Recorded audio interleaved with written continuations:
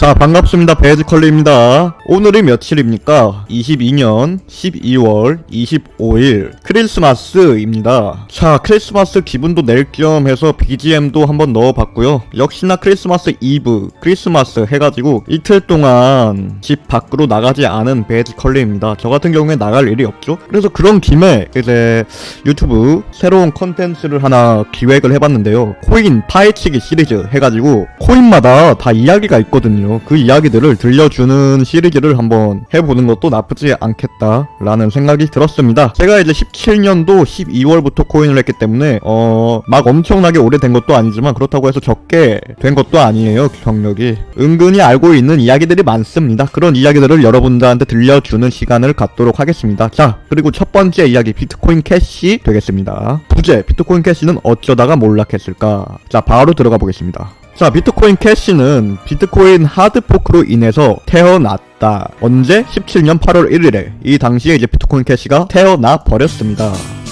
자, 그리고 비트코인 캐시의 가장 큰 특징으로는 펌핑이 진짜 시원시원했다는 점이 있겠죠. 물론 과거 기준입니다. 과거 기준이고 지금은 완전히 마탱이가 가버렸죠. 자, 그리고 이 당시에 옛날에 굉장히 유명한 유행어가 있었죠. 우지한의 땡땡을 건 역대급 펌핑이 시작된다. 우지한이 이제 비트코인 캐시, 어떻게 보면 비트코인 캐시의 1대장이라고 할 수가 있는데, 그런 우지한의 땡땡을 건 역대급 펌핑이 시작된다. 이게 유행어였어요, 옛날에. 처음에는 이제 자존심도 걸었고, 나중에는 뭐 부땡, 그리고 심지어 막바지에는 우지한의 목숨을 건 펌핑도 했습니다. 그러면 이걸 누가 걸었냐? 우지한 본인이 말한 적은 한 번도 없어요. 그냥 개미들이 멋대로 걸어버렸습니다. 자기 것도 아닌데 개미들이 멋대로 우지한의 자존심, 부땡, 목숨을 걸어버렸죠.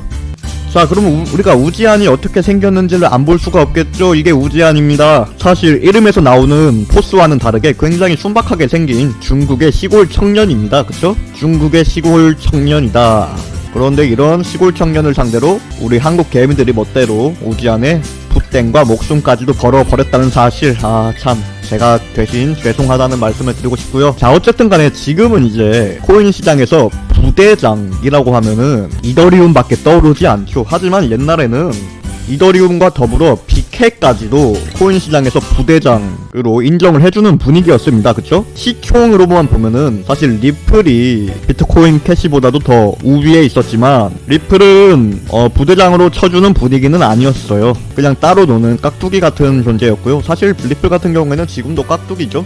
자, 그리고 2018년 2월 기사를 보시면 암호화폐 시총 탑10 해가지고 1등이 비트코인, 2등이 이더리움, 3등이 리플, 그리고 4등이 비트코인 캐시였습니다. 그렇죠? 이랬던 화려한 과거가 있는, 심지어 비트코인을 잡으러 왔다고 해가지고 드래곤 슬레이어라는 별칭까지 붙었던 비트코인 캐시가 어떻게 몰락을 했는지 본격적으로 알아보도록 하겠습니다. 자, 비트코인 캐시, 화려한 이력을 갖고 있는 비트코인 캐시가 어쩌다가 몰락을 했는가? 그 몰락의 근원에는 두 번의 하드포크가 있었습니다. 자, 첫 번째 하드포크, 비트코인 SV죠. 심볼은 BSV. 자, 18년 11월에 비트코인 캐시가 하드포크를 했습니다. 하드포크 하면서 비트코인 SV가 탄생을 했는데요. 비트코인 SV가 탄생을 하게 되면서 비트코인 캐시 세력이 두 팀으로 나누게 됩니다. 그래서 화력도 2분의 1로 분산이 됐다라고 할 수 있겠고요. 그리고 비트코인 캐시가 또 하드포크를 했죠.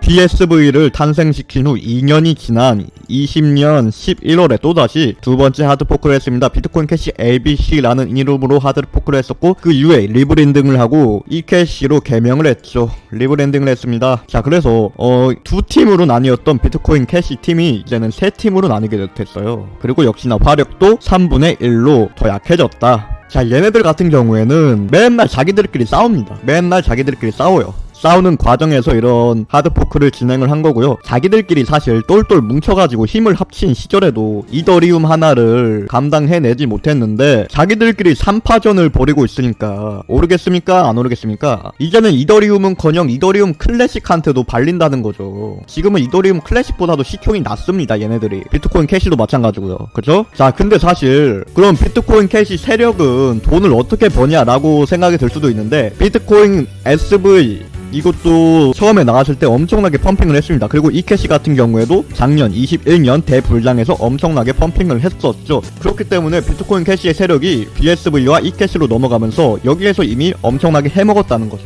그래서 물린 거는 누구다? 개미들만 엄청나게 물렸다. 얘네들은 이미 해먹었습니다. 3번에 걸쳐가지고. 자, 비트코인 캐시 같은 경우에는 과거에 이제 500만 원을 넘기면서 드래곤 슬레이어 다운 면모를 보여줬었죠.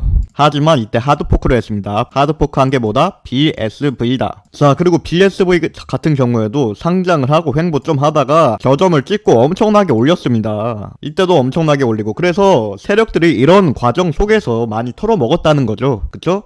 이 당시에 왜 이렇게 올랐냐면은 비트코인 캐시의 1대장이 우지안이었죠. 근데 BSV의 1대장은 크레이그라고 하는 친구입니다. 그리고 크레이그라는 친구가 자기가 이제 나카모토 사토시라면서 비트코인을 자기가 만들었다고 하면서 어그로를 엄청나게 끌었어요. 전 세계적으로. 그쵸? 그래서 BSV 이거 뜻도 비트코인 사토시 비전 줄인 게 BSV입니다. 그래서 그 당시에 그게 이슈화 되면서 BSV가 엄청나게 올랐었고, 이때 바이낸스가 한마디 했죠. 크레이그 어그로 끌지 마라 하면서 한마디를 해가지고 바이낸스에서 비트코인 SV가 상패를 맞았습니다. 그 이후에 개미들에 대한 관심도가 확 낮아졌다고 할 수 있겠습니다. 요즘은 언급도 안 되는 BSV입니다. 그쵸? 자, 이 캐시도 마찬가지로 엄청나게 해먹었습니다. 특히나 21년도에 엄청나게 해먹었죠. 이런 식으로 비트코인 캐시 자체는 그렇게 하드포크 이후에 오르지 않았지만 BSV와 이 캐시로 세력이 넘어가면서 얘네 둘에서 해먹었다는 거죠. 자, 그래서 다시 돌아가서 비트코인 캐시의 전망이 좋아지기 위한 조건 알아보고 영상은 끝내도록 하겠습니다. 자, 첫 번째, BK, BSV, 이캐시가 다시 힘을 합쳐서 킹 비트코인 캐시 같은 코인을 내놓는다. 지금 비트코인 캐시가 힘이 빠진 이유가 뭐겠습니까? 세력들이 3분할 되어 있기 때문에 힘이 분산돼가지고 BK도 안 오르고 BSV도 안 오르고 이캐시도 안 오르는 결과가 초래가 되어 있는데, 다시 얘네들이 힘을 합친다면은, 크레이그와 우지안이 힘을 합친다, 이캐시도 힘을 합친다면은 과거의 영광을 어쩌면 재현할 수도 있다는 거죠. 자, 두 번째는 이제 크레이그가 아까 전에 이제 자기 스스로 사토시라고 하고 다닌다고 했는데, 얘가 진짜로 사토시인 게 밝혀진다면 BSV 같은 경우에는 말도 안 되게 오르게 되겠죠. 그쵸? 하지만 아직은 이 두 가지 상황이 벌어지고 있지 않다는 점. 그리고 사실 크레이그가 진짜로 사토시일 필요도 없어요. 하지만 법적으로만 사토시인 게 인정만 되면은 엄청나게 오른다는 거죠. 진짜 사토시가 아니더라도. 그쵸? 자, 이 정도 역대급 호재가 터지면 하루 만에 엄청나게 올라가겠지만 그게 하루로 끝나지 않고 추세로 밀어붙입니다. 그래서 이 정도 대형 호재가 뜬 다음에 장기 투자를 해도 전혀 늦지 않는다라고 할 수 있겠습니다. 하지만 지금은 그런 기미가 보이지 않는다. 기미가 안 보인다. 라고 말씀을 드리면서 오늘 첫 번째 시리즈 비트코인 캐시 편 여기에서 마무리하도록 하겠습니다. 감사합니다. 구독, 좋아요, 댓글, 알림 설정까지 부탁드리겠습니다.